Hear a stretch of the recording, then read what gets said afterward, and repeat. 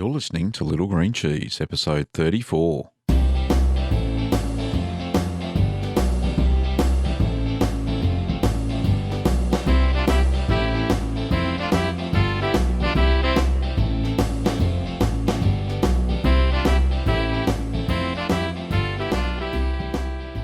Well, hi there, everyone. I'm Gavin Weber, and this podcast is where you can learn about cheese making at home. Well, this week's topic is going to be about coagulation. So what is coagulation? Well, coagulation is the process by which the milk turns into a solid mass under the action of rennet. Coagulation time, it varies between 30 minutes and 24 hours, and it depends on the amount of rennet that you add to the milk. And it also determined by the type of cheese you're making and the level of pH, whether you've added starter cultures and stuff like that. So soft cheeses tend to usually take more time. And a good example is if you make, say, a cream cheese, which takes over about 24 hours to coagulate because you're only putting a few drops. So in a batch that I make a 4-litre batch. So I add 1 drop per litre. So that's 4 drops of rennet, and then I dilute that with water, and then I add that in. Not a lot of rennet. Another cheese that I make, camembert, it takes about between 60, sometimes up to 90 minutes when you add the rennet. I make an 8-litre batch, and I use about 2.5 mils of rennet for an 8-litre batch. And that doesn't have a ripening phase. The ripening phase after you add the starter culture is only about 15 minutes tops. I'd have to check my recipe. I don't have it in front of me, but I think it's about 15 minutes. And then you add the rennet. That's because those type of cheeses, they're quick maturing cheeses. They don't need a lot of lactic conversion, so you don't need to convert the lactose into lactic acid. You need the rennet to do most of the work for you there. And you need the Penicillium candidum to create the white bloom around the camembert. So on the other hand, cheddar or Parmesan or Romano, those harder types of cheeses, you need a fair bit of rennet, and you only add it after the milk's been ripened or the acidity is increased. So after you've added the starter, you leave the milk to ripen, covered for about 45 minutes. That increases the acidity of the milk, and then you add the rennet, and then that sets a very firm curd very quickly. And there are various forms of coagulation of your milk, and the first one is lactic or acid coagulation. So this is coagulation that occurs at temperatures ranging from around 20 degrees to about 32 degrees Celsius, which is 68 to 90 Fahrenheit, with little or no added rennet. So the acidification is produced by high populations of lactic bacteria. Now, this usually only occurs when you have raw milk or you add starter culture and you don't need the addition of rennet to coagulate the milk. Some popular cheeses that come to mind where you don't add, where you have high acid cheeses, and they are things like mozzarella. That's a high acid cheese. You don't add a starter culture to that. Another one is ricotta. Ricotta is purely transformed into curds and whey by the addition of acid, whether that be vinegar, citric acid, or lemon juice. And lemon juice forms paneer, and using vinegar forms ricotta. So the next type is just a pure rennet coagulation. So rennet coagulation is obtained solely with the addition of rennet to pasteurized or raw milk. There is no lactic bacteria influencing the process, and this results usually from cheeses that typically lack flavor. They don't melt when heated because of a high pH due to the lack of the lactic bacteria activity. And some examples of this is queso blanco, which is just a white curd cheese. I can't think of many other types of cheese that this is where you just add rennet. So finally, the last type of coagulation is mixed coagulation. So this is a result of both the lactic bacteria and rennet activity. Usually the coagulation takes place within between about 30 and 90 minutes at temperatures ranging from 28 to 32 degrees Celsius, which is 82 to 90 Fahrenheit. So this type of coagulation produces the widest variety of cheeses, which also include camembert, blue cheese types, semi-hard, and hard cheeses such as cheddar and parmesan. Semi-hard, I would say things like Caerphilly and farmhouse cheddars are semi-hard cheeses as well. So because there's two types of rennet, there's the natural animal product rennet, which comes from a calf stomach, and the other one is synthetic, which is the vegetarian rennet. The synthetic one needs to be diluted a lot more than what the natural rennet does. Some of the references that I've read, because I don't use the natural rennet, I don't use the animal-based version, is that when you dilute the natural rennet, that you only dilute it 10 times per volume with cool water, cool unchlorinated water.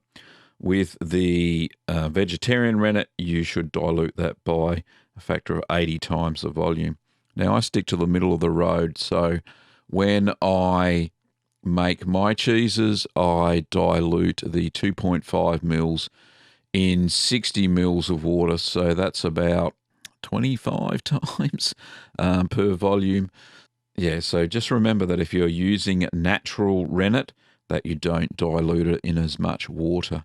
Now, just check the instructions. Usually the manufacturer of that rennet will tell you how many times to dilute that down in water before you add it to your milk. Now, another factor to remember that when you're using goat's milk or sheep's milk, that you should reduce the rennet rate by about 20 to 25%. That's because most of the recipes, and certainly the recipes in my cheese book, Keep Calm and Make Cheese, are based on cow's milk. If you don't reduce the amount of rennet, what will happen is that the coagulation will be a bit too rapid. The solids are very high in sheep and goat's milk, therefore that's why you have to adjust it down. Now, some tips that I've got here around improper curd setting or improper coagulation. So some things that can affect the setting of your milk, excessive heat treatment. So if you're using ultra high temperature or ultra pasteurized milk, that will have a big effect on whether your curd's set or not. Homogenization, so you actually need to add in calcium chloride to add a bit more soluble calcium into the milk before you add your rennet if you've got homogenized milk. And if you're using raw milk and it's been infected with mastitis, or you've got a newly calved cow and you've milked that and it's got a lot of colostrum in the milk, that'll prevent the rennet from forming a nice firm curd as well. So just keep that in the back of your minds if you do have your own house cow. So that what will happen there for all of those things I've just mentioned is that the milk will remain soft and it won't form a very good curd. Now, on the other hand, if you've got an excessive milk calcium content, or you've got a low pH, if you've got high protein levels in your milk, it's pretty hard to determine whether you have or not, or you use too much rennet, then you'll get an excessively firm curd, produce a dry and hard textured cheese. So that's all the tips I've got there for coagulation and what it is and what it does, and the three main types: lactic or acid coagulation, rennet coagulation, and mixed coagulation. Hopefully that shed a little bit of light on coagulating your milk. Oh, there's one final tip, as I mentioned probably in previous podcast episodes, that if you do add lipase to your recipe, and most of the recipes that I have, I've adjusted for that, you actually need to add a little bit more rennet to set the curd. Otherwise, you'll end up with a sloppy curd. It affects the structure of the milk, so you need to add a little bit more rennet as well.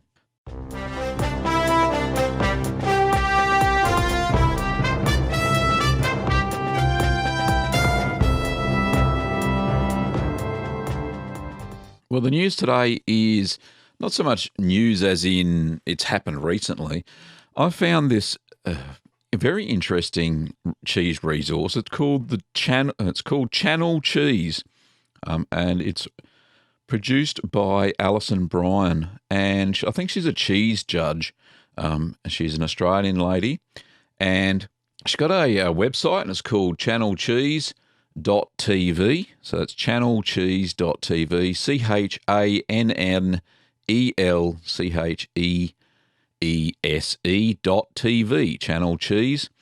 And I think it might be on the community TV channel in Sydney, TVS Channel 44. But some very interesting videos at channelcheese.tv. And what I'm going to do, I'm going to just play one. It's a very interesting interview that she did with a guy who runs the Bangalow Cheese Company in Byron Bay, New South Wales. Let me just play that for you now. This year at the Sydney World Cheese Show, I judged over 80 different cheeses, including Nashua Wash Rind. I awarded Nashua a gold medal, and it went on to win Champion Fancy Cheese. I decided to visit Justin at Bangalow Cheese Co in northern New South Wales to find out what it takes to make a gold medal winning cheese. So I've always loved cheese, but never really thought about being a cheesemaker. But I've also always wanted to do something with food, and I ended up working in the casino industry, and I was one of the managers in the VIP room at the casino in Melbourne. And that was pretty soul-destroying, looking after private gaming players who were gambling millions and millions of dollars. And I actually found myself quite depressed, thinking, what am I going to do with my life? I want to live somewhere regional. I want to do something with food. I don't know how to link the two together and take the plunge. And a waitress walked past with this amazing board of cheeses, and the light went off, and I just thought, that's what I can do. I can be a cheesemaker. And I was up here for a long weekend, one weekend, and I thought, while I'm up there, I'll just see what your money can buy. And by the end of the weekend, I'd bought a property. So I was here for less than a year when all of a sudden I had a lease on a cheese factory and was up and running. Most people don't realise wash rind cheeses are actually washed as they mature. I asked Justin to explain the process. Pretty much the way I explain it to most people who ask me what a wash rind is, because a lot of people still aren't aware of what a wash rind cheese actually is. Mm-hmm. I explain it by saying it starts like a brie or a camembert, and then throughout its maturation I wash it every second day, and then that process allows it to develop a more orange sort of rind, as well as a stronger, more complex flavour profile. So my understanding is that a lot of Australian producers might just start with a brie or a camembert and just wash it. I actually have a much more complicated sort of recipe, I guess, for my wash rinds, and I've got lots and lots of different yeasts and moulds and different bacteria and things in there to try and develop some extra sort of flavour profiles. And my washing regime is a little bit different to a lot of other manufacturers as well, because I have different cocktails of wash mixes, and they actually get different wash mixes at different stages of their maturing as well. Literally, I just wash them by hand, and washing is probably a little bit of a funny term because I guess I'm sort of not really washing it, I'm just rubbing back that bloomy mould growth.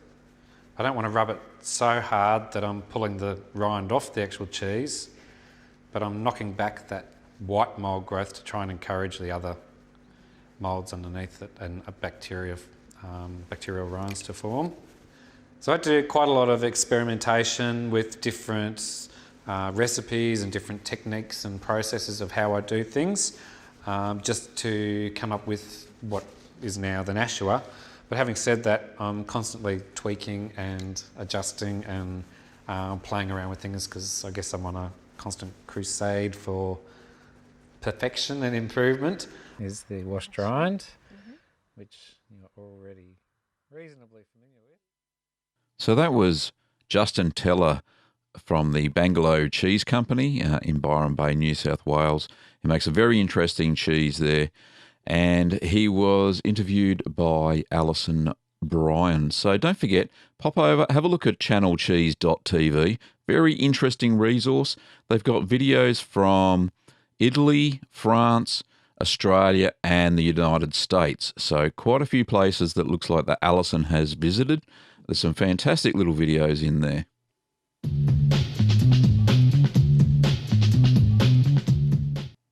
So I've got some cheese questions. So Soren's from Denmark, and you may remember him from episode 32 when I featured his question around iodized salt, so iodized cheese salt, and he's been doing some experiments, so I'll let him explain it to you now. Hi Gavin, this is Søren from Denmark calling back to give you an update on cheese making with iodized salt. And if the cheesemaker doesn't know what I'm talking about, go back to podcast number 32 and listen to that. Now I've made 4 cheeses with iodized salt that are ready for eating. 2 fetas, a caffili and blue and white mold ripened cheese. Both the fetas taste exactly like fetas types that I can get off the shelf here in Denmark. No difference at all. Now I have absolutely no experience with a caffili. I've never heard about it before I started making cheese myself. But I would describe it as a fairly salty cheese, slightly sour. And when it ages it becomes more and more cheesy. It's fairly crumbly. It's difficult to cut with a cheese cutter because when you reach the sides the cheese breaks off. To begin with, I found that it tasted a lot like fetas, but that has changed over time as it became more and more cheesy. Now the blue and white mold ripened cheese that I made by cutting a small piece of an off-the-shelf cheese that had both Candidum and Roquefort. And after about a week or so, both the white and blue mold had developed. And I started eating it after about 4 or 5 weeks, and it has developed also now. It looks more like a camembert with some blue lines going through it in the middle. And again, I would say it tastes exactly like the cheeses that I can get off the shelf. So I don't believe that iodized salt inhibits any of the development of the lactic cultures or the mold cultures at all. So I also have a question for you, Gavin. It's something that you touched on in your last podcast. You said that when adding lipase you would extended the time for the curds to set. Could you do a podcast on factors that extend the curd setting times? Because I've had some very, very varying curd setting times up to 3.5 hours, and I've been trying to find out what's the problem is, but I still haven't figured it out. That's all from me. Bye. Well, thanks, Soren. Appreciate your voicemail. Really good set of questions there, and some good research that you've done there as well. I do believe you're right in so much as that the cheeses that you have made with iodized salt, those cheeses have a very short maturation time. So I wonder what would happen if you made cheeses like a cheddar, which would mature for between 6 and 12 months, and maybe a Parmesan Romano, something like that, that matures for up to 12 months, on whether the lactic starter or the starter cultures are inhibited in any way there. It's very interesting research that you've done there. And hopefully your question has been answered by my topic of this episode, which has been obviously all about coagulation. So thanks very much for your question and your experiments. Really do appreciate people out there giving it a go, challenging me on some of the things that we've been talking about here. Certainly don't mind that at all, especially if you've got the facts to back it up. Well done, Soren. So I've got some other questions here. These are all emails, so you'll have to excuse my dulcet tones as I read through them. All right, the first one is from Becky, and Becky is from Kirkland in Washington, USA. She says, "Hi, Gavin. I love your cheese making videos and they really inspire me greatly. I just received my cheese press and beginning supplies this week, so I just have to decide what I want to make. I am a very experienced cook and love anything that requires fiddly attention to detail. So I'll probably dive in head first and try something like Double Gloucester or Cotswold, as these are my two favourite cheeses. I have a question that I'd love you to address for me. What are the virtues of vegetable rennet versus calf rennet? All the cheese making videos I've watched and most of the recipes I've read call for calf rennet, but the kits I ordered came with vegetable rennet. I understand that vegetable rennet creates a less firm product. Can one compensate by adding a little bit more?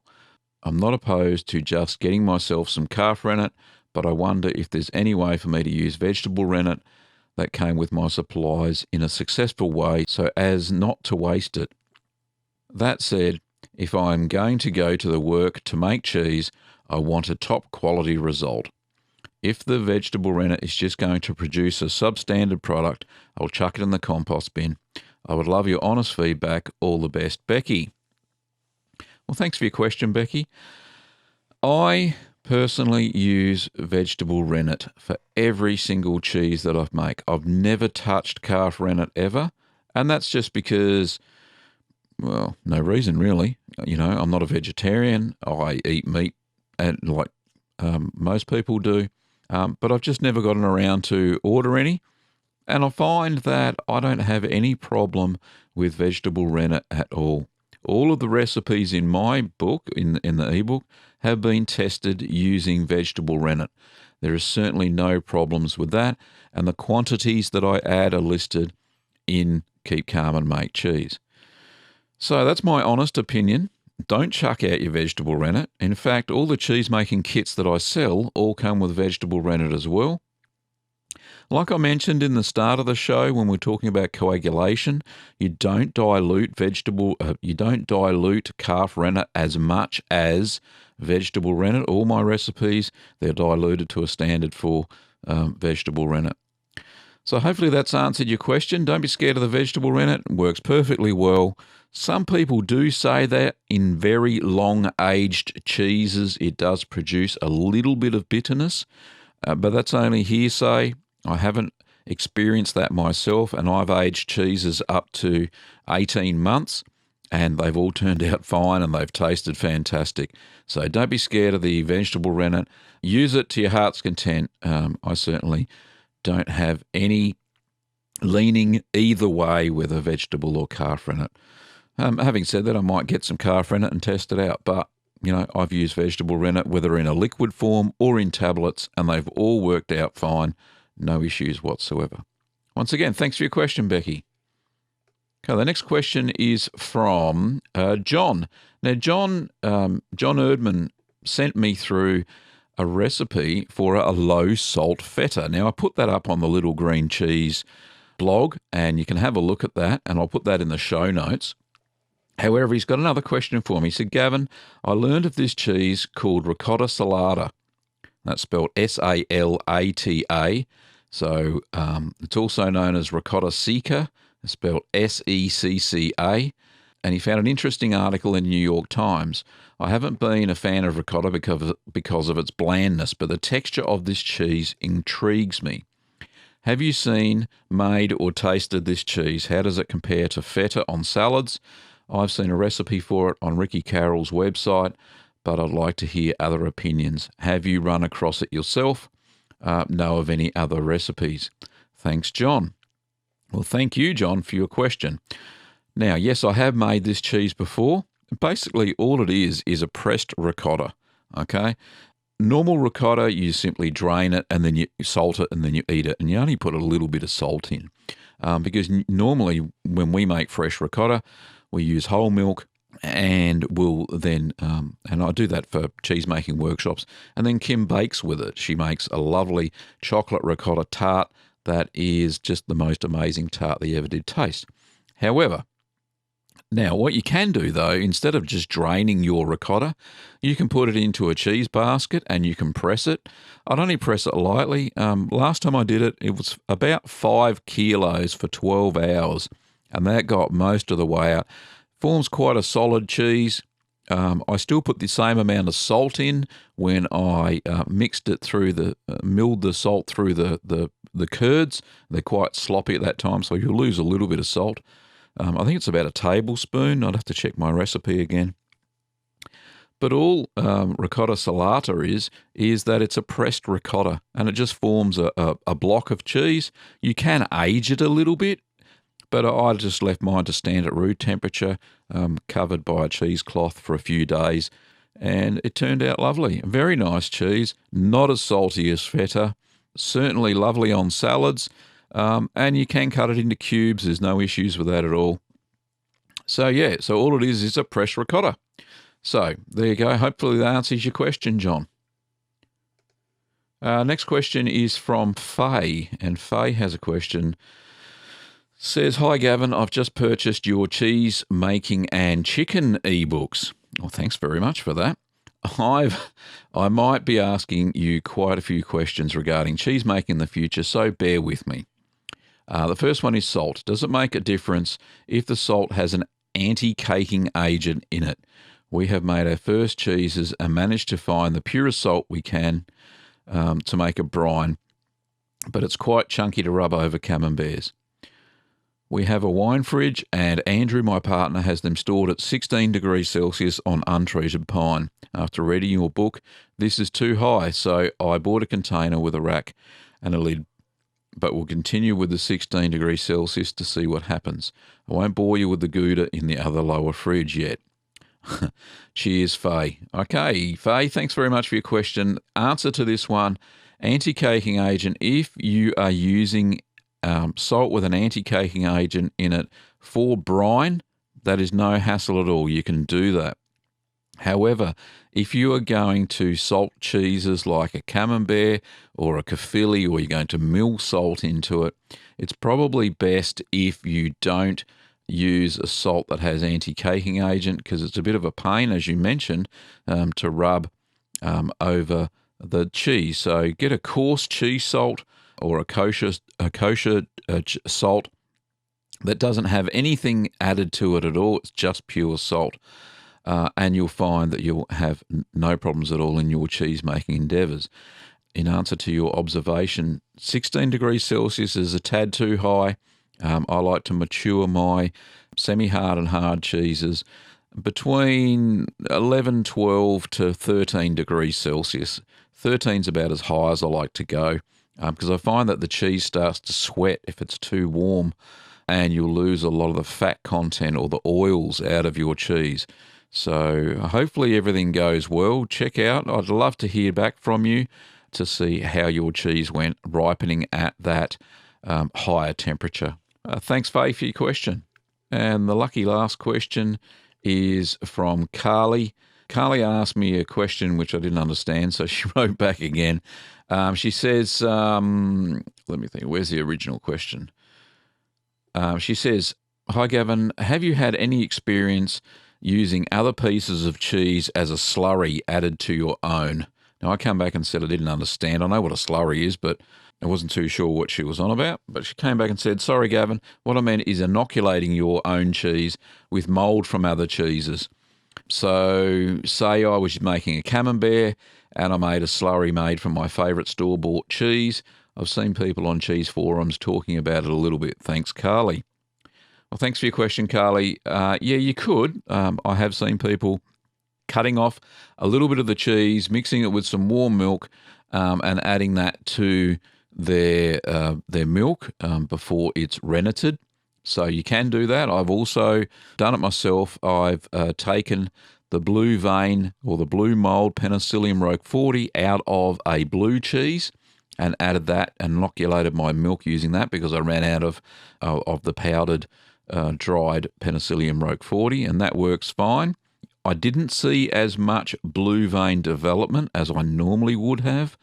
So just be aware that you may not see as much mould development if you use either Penicillium candidum from a store-bought camembert or Penicillium roqueforti from a store-bought blue type cheese. So, I prefer to use the dried powders that come from cheese-making stores, and I find that it's not so hit and miss.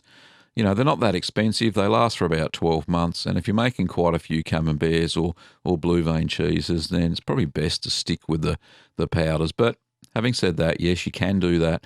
And hopefully that answers your question. Thanks for your question, Carly. Well, that's all I've got time for this week. Thanks very much, everybody, for listening. For upcoming workshop dates, if you live in the Melbourne area, pop over to littlegreencheese.com. You can also find my ebook there, Keep Calm and Make Cheese, The Beginner's Guide to Cheese Making at Home. And that's in all ebook formats and at all good ebook retailers. You can also find recipes and video tutorials over at littlegreencheese.com. Pop over there and browse through the over 100 articles there. You can also find my cheesemaking kits that are available for shipping within Australia only, unfortunately, due to the cultures within them. So thanks for listening, Curd Nerds, and stay tuned for the next episode of the Little Green Cheese podcast. During this episode, you heard royalty-free music by Kevin MacLeod. I played Malt Shop Bop, News Theme, and Call to the Dairy Cows.